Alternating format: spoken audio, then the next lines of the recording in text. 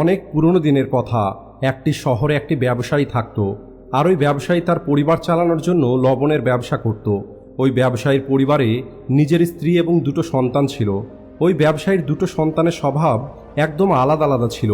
যেখানে একদিকে বড় ছেলেটি অনেক বেশি লজ্জা পেত এবং ভয় পেত, অন্যদিকে ছোট ছেলেটি সবার সঙ্গে কথা বলার সাহস রাখত।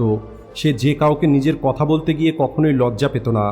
আশেপাশে যত মানুষ ছিল তারা ওই ব্যবসায়ীর বড় ছেলেটিকে দেখে বোকা মনে করত, আর অনেকবার মানুষজন ওই ছেলেটিকে নিজের কাজে ব্যবহার করত। কিন্তু তারপরে ওই ছেলেটি কাউকে কোনো কিছু বলতে পারত না। ব্যবসায়ী তার বড় ছেলের এই স্বভাবের কারণে অনেক বেশি রেগে যেত। মাঝে মাঝে সে তার বড় ছেলেকে বকাবকিও করত। কিন্তু এই সব কিছুর পরেও ওই ছেলেটির স্বভাবে কোনো পরিবর্তন আসেনি, বরং আরও বেশি খারাপ হয়ে যায়। আর ধীরে ধীরে এখন ওই বড় ছেলেটির মধ্যে আত্মবিশ্বাসও কম হতে শুরু করে। সে পড়াশোনাও ঠিক করে করতে পারত না। সে মেনে নিয়েছিল যে সে হয়তো জীবনে আর কোনো কিছুই করতে পারবে না। আর এরপরে ওই বড় ছেলেটি যখন যুবক হয়ে যায়, তখন ওই ব্যবসায়ী তার ব্যবসায়িক কাজে সাহায্য করার জন্য তার বড় ছেলেকে বলে। আর নিজের বাবাকে যেহেতু ওই ছেলেটি অনেক বেশি ভয় করত, এই কারণে সে তার বাবাকে না বলতে পারেনি, আর তাই সে ব্যবসা করার জন্য রাজি হয়ে যায়। কিন্তু এই ছেলেটি মাঝে মাঝে এমন কিছু ভুল করে ফেলত যার কারণে ব্যবসাতে অনেক বেশি লোকসান হয়ে যেত। আর এরপরে একদিন ওই ব্যবসায়ী নিজের কিছু কাজের জন্য শহরে যাচ্ছিল, আর ওই সময় ব্যবসায়ী ওনার দোকানে নিজের বড় ছেলেকে রেখে যায়। আর তখনই কিছু লোক দোকানে আসে, আর ওই ছেলেটিকে বলে, আমাদেরকে তোমার বাবা পাঠিয়েছেন। উনি বলেছেন দোকানে যত লবণ আছে সেই সমস্ত লবণ আমাদেরকে দিয়ে দিতে। উনি সমস্ত লবণ শহরে নিয়ে যেতে বলেছেন। ওই ব্যবসায়ীর ছেলের মনে তাদেরকে জিজ্ঞেস করার মতো প্রশ্ন তো ছিল, কিন্তু সে ভয়ের কারণে কোনো কিছুই বলতে পারেনি। ছেলেটি মনে মনে ভাবে, যদি আমি এদেরকে লবণ নিয়ে যাওয়ার জন্য আটকাই তাহলে হয়তো আমার বাবা আমার উপরে রেগে যাবে। আর এই কারণেই ওই ছেলেটি কোনো কিছুই বলেনি। আর কিছু সময় পরে যখন ওই ব্যবসায়ী ফিরে আসে আর খালি দোকান দেখে, উনি ছেলেকে জিজ্ঞেস করে দোকানের সমস্ত লবণ কোথায় গেছে। তখন ওই ছেলেটি শান্ত গলায় বলে, আপনি যাবার পরে কয়েকটা মানুষ দোকানে এসেছিল, আর তারা আমাকে বলল আপনি সমস্ত লবণ শহরে নিয়ে যেতে বলেছেন, আর তারা দোকানের সমস্ত লবণ নিয়ে চলে গেছে। এটা শুনে ওই ব্যবসায়ী অনেক বেশি রেগে যায়। আর এরপরে ওই ব্যবসায়ী তার বড় ছেলেকে ধাক্কা দিয়ে দোকান থেকে বার করে দেয়, আর বলে, তুমি সারা জীবন মূর্খই থেকে যাবে। ওই মানুষগুলো তোমাকে বোকা বানিয়ে সমস্ত লবণ নিয়ে চলে গেছে। তুমি আমার অনেক বড় লোকসান করে দিয়েছ। তুমি এই শহর ছেড়ে চলে যাও, তুমি কখনোই আর বাড়ি ফিরে আসবে না। ব্যবসায়ীর এই ব্যবহারে ওই ছেলেটি অনেক বেশি দুঃখ পায়, আর ওই ছেলেটি শহর ছেড়ে চলে যায়। আর ছেলেটি ভাবে তার জীবনে আর এখন কিছুই ঠিক হবে না, সে সারা জীবন মূর্খই থেকে যাবে। আর এই কারণে সে আর বেঁচে থাকতে চায় না। সবশেষে ছেলেটি শহর থেকে বাইরে বেরিয়ে এসে একটি নদীর ধারে বসে কান্না করে। আর ছেলেটি সেখানে বসে বসে ভাবে এখন তার বেঁচে থেকে আর কোনো লাভ হবে না। আর এরপরে যখন ওই ছেলেটি নদীতে লাফ দিতে যায়, তখন একটি বৌদ্ধ সন্ন্যাসী ওই ছেলেটিকে আটকে নেয়। এরপরে ওই ছেলেটি বৌদ্ধ সন্ন্যাসীকে বলে, আপনি আমাকে কেন বাঁচালেন? আমি আমার এই অসফল জীবনে বেঁচে থাকতে চাই না। এরপরে ওই সন্ন্যাসী ছেলেটিকে বলে, জীবন কেবলমাত্র একবারই পাওয়া যায়, আর যদি তুমি বেঁচে না থাকো তাহলে এই অসফলতাকে শেষ করে সফল কিভাবে হবে? তখন ওই ছেলেটি বলে, আমার জীবনে অনেক বেশি সমস্যা আছে, আর আমার জীবনের সমস্যা কখনোই শেষ হবে না। আমি আমার বাবার অনেক বড় ক্ষতি করে দিয়েছি। আমি একটি ভালো ছেলে হতে পারিনি। আমি আমার স্বভাবের কারণে আমার শিক্ষাও পূর্ণ করতে পারিনি। চারপাশের সমস্ত মানুষ আমাকে মূর্খ মনে করে, আর আমার মনে হয় কোনো মূর্খ মানুষের বেঁচে থাকা উচিত নয়।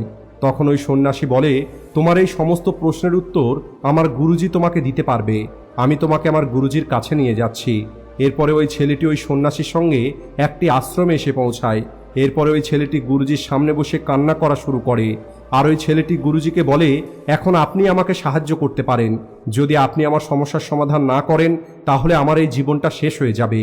এরপরে ওই গুরুজি ছেলেটিকে তার সমস্যার সম্পর্কে জিজ্ঞেস করে। তখন ওই ছেলেটি বলে কিভাবে সে ছোট থেকে অনেক বেশি লজ্জা পায় ও ভয় পায়, আর এই কারণে সমস্ত মানুষ তাকে মূর্খ মনে করে, আর তার বাবাও তাকে একদমই পছন্দ করে না। এরপরে গুরুজি ছেলেটিকে শান্ত করিয়ে বলে, আমার কাছে তোমার এই সমস্যার সমাধান আছে, তোমার জীবনটা অনেক সহজ হতে পারে। তখন ওই ছেলেটি বলে, সত্যিই কি এমনটা হওয়া সম্ভব? যদি এটা সম্ভব হয় তাহলে দয়া করে আমাকে বলুন আমাকে কি করতে হবে।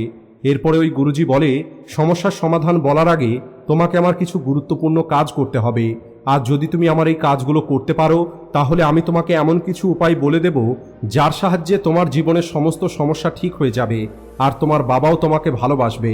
ওই গুরুজি বলে, আজ থেকে 3 দিন পরে আমি তোমাকে এমন কিছু উপায় বলে দেব যার ফলে তোমার জীবনটা সম্পূর্ণ বদলে যাবে, কিন্তু আগামী 3 দিন পর্যন্ত তোমাকে আমার বলা সমস্ত কাজ করতে হবে।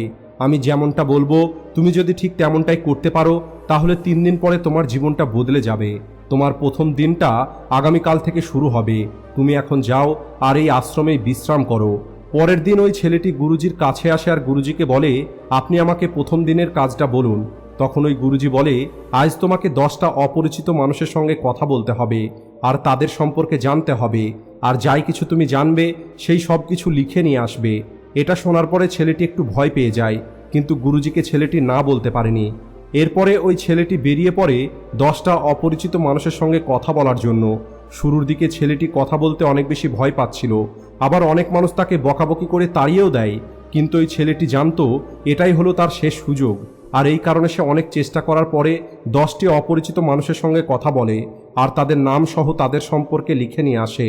সন্ধ্যের সময় যখন ওই ছেলেটি গুরুজির কাছে এসে পৌঁছায় তখন ছেলেটি অনেক খুশি হয়ে গুরুজিকে বলে, আজকের কাজ সে সঠিকভাবে পূর্ণ করেছে আর কিছু মানুষ তো এখন তার বন্ধু হয়ে গেছে।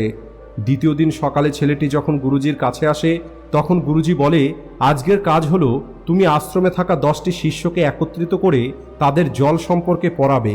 এটা শুনে ছেলেটি অবাক হয়ে যায়। ছেলেটি বলে, গুরুজি আপনি তো জানেন আমি নিজেই আমার শিক্ষা সম্পূর্ণ করতে পারিনি, আর আমি এই কাজটা কিভাবে করব? তখন গুরুজি বলে, ঠিক আছে, তাহলে আমি তোমাকে ওই উপায়ও বলতে পারবো না। এরপরে ওই ছেলেটি বলে, কিন্তু গুরুজি আপনি তো জানেন আমার শিক্ষাটা অসম্পূর্ণ, তাহলে আমি কিভাবে জল সম্পর্কে শিক্ষা দিতে পারি? এরপরে গুরুজি একটু হেসে বলে, এখানে কেবলমাত্র আমি জানি যে তোমার শিক্ষাটা অসম্পূর্ণ, আশ্রমের অন্য শিষ্যগুলো সেটা জানে না। তুমি প্রতিদিন তোমার জীবনে জল ব্যবহার করো আর সেই সমস্ত কথাই তুমি ওই 10টা শিষ্যকে বলবে।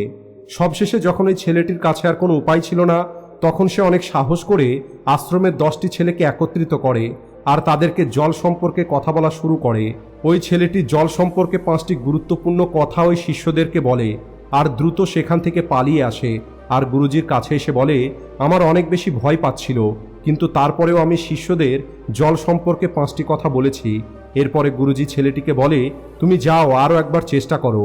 ওই ছেলেটি আরও একবার সাহস করে আশ্রমের শিষ্যদের জল সম্পর্কে পড়ানো শুরু করে।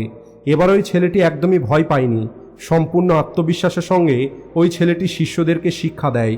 এরপরে গুরুজি ওই ছেলেটির প্রশংসা করে বলে, তুমি অনেক বেশি সাহসী। গুরুজির মুখে নিজের প্রশংসা শুনে ছেলেটি অনেক বেশি খুশি হয়ে যায়। আর তৃতীয় দিন যখন ছেলেটি গুরুজির কাছে আসে তখন গুরুজি ছেলেটিকে বলে, আজকে যে কাজটা আমি তোমাকে দেব সেটা হয়তো তোমার একটু অদ্ভুত মনে হবে, কিন্তু আজ তোমাকে তোমার বাবার সঙ্গে দেখা করার জন্য যেতে হবে।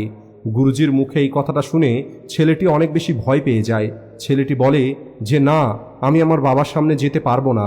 এরপরে গুরুজি বলে, তাহলে ঠিক আছে, আমিও তোমাকে উপায় বলতে পারবো না। আর সবশেষে ওই ছেলেটিকে গুরুজির কথা মেনে নিতে হয়। এরপরে গুরুজি ছেলেটিকে বলে, তুমি তোমার বাবার কাছে গিয়ে ক্ষমা চাইবে আর বলবে তোমাকে আর একটি সুযোগ দেওয়া হোক যাতে তুমি নিজেকে বুদ্ধিমান প্রমাণ করতে পারো। এরপরে ওই ছেলেটি অনেক সাহসের সঙ্গে নিজের বাবার কাছে যায় আর ওনার কাছে ক্ষমা চায় এবং আর একটি সুযোগ চায় নিজেকে বুদ্ধিমান প্রমাণ করার জন্য। ওই ব্যবসায়ী তার ছেলেকে ক্ষমা করে দেয় আর তাকে দ্বিতীয় সুযোগ দেবার জন্য রাজি হয়ে যায়। এরপরে ওই ছেলেটি গুরুজির কাছে ফিরে আসে আর যখন ছেলেটি এবার উপায় জানার জন্য গুরুজিকে বলে তখন গুরুজি বলে, তুমি নিজেই তোমার উপায়টা খুঁজে নিয়েছো। তুমি কারোর সঙ্গে কথা বলতে পারতে না, তুমি অনেক বেশি লজ্জা পেতে, তুমি অনেক বেশি ভয় পেতে, আর এই সব কিছু তোমার মনের গভীরে থাকা কাল্পনিক একটি ভয়। আমরা কতটা আত্মবিশ্বাসী, কতটা ভীতু এবং কতটা জ্ঞানী এটা কেবলমাত্র আমরাই জানি, বাইরের কোনো মানুষ এটা জানে না। অন্য মানুষের সামনে আমরা নিজেকে যেমনটা দেখাবো মানুষ আমাদেরকে ঠিক তেমনটাই মনে করবে। যদি তুমি আত্মবিশ্বাসী না হও তারপরও একটি অপরিচিত মানুষের সামনে তোমাকে আত্মবিশ্বাসী হবার অভিনয় করতে হবে, তাহলে তখন সামনের মানুষটি তোমাকে আত্মবিশ্বাসী মনে করে নেবে আর সামনের মানুষটি তোমাকে ধোঁকা দিতে পারবে না। ওই ছেলেটি গুরুজির কথাগুলো শুনে বুঝতে পারে যে তাকে গুরুজি কি বোঝাতে চাইছেন, তাই সবশেষে ছেলেটি গুরুজিকে ধন্যবাদ দেয় আর সেখান থেকে নিজের শহরে ফিরে আসে। আজকের ভিডিওটি এই পর্যন্তই। ভিডিও ভালো লাগলে লাইক ও শেয়ার করতে ভুলবেন না। Thanks for watching.